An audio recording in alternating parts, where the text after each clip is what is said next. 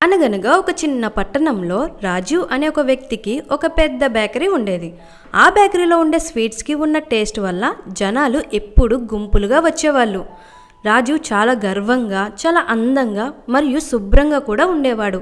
ఒకరోజు సాయంత్రం రాము అనే వృద్ధుడు చిరిగిన బట్టలు, చలిలో వణుకుతున్న శరీరంతో ఆ బేకరీ ఎదుట కనిపించాడు. ఆయన చాలా అలసిపోయి ఆకలితో ఉన్నారు. రాము ఆ బేకరీ లోపలికి వచ్చి ఓ చోట నిలబడ్డాడు. వెంటనే రాజు గట్టిగా అరిచాడు, ఇది నీలాంటి వాళ్ళు రావలసిన చోటు కాదు, బయటికి పో అన్నాడు. రాము తిరిగి ఇలా అన్నాడు, నాకు అన్నం అవసరం లేదు సార్, కేవలం నీళ్లు తాగాలి, కూర్చొని విశ్రాంతి తీసుకోవాలి అని వచ్చాను అన్నాడు. అయినా రాజు వినకుండా అతన్ని బయటికి తోసేశాడు.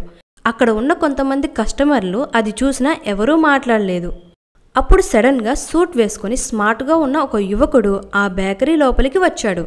అతను చాలా సీరియస్గా ఇలా అన్నాడు, ఇతను ఎవరనుకుంటున్నారు?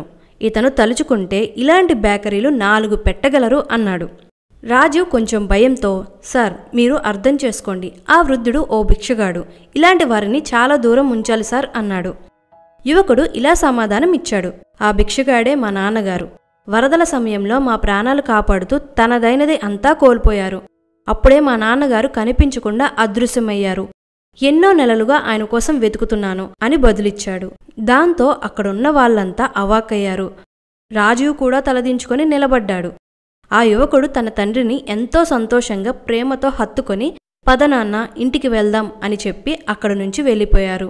అదే రోజున రాజు తన జీవితంలో ఓ గొప్ప గుణపాఠం నేర్చుకున్నాడు. ఈ కథలో నీతేంటంటే, ఏ మనిషిని వారి రూపాన్ని బట్టి నిర్ణయించకండి, ప్రతి ముఖం వెనుక ఓ జీవిత కథ ఉంటుంది.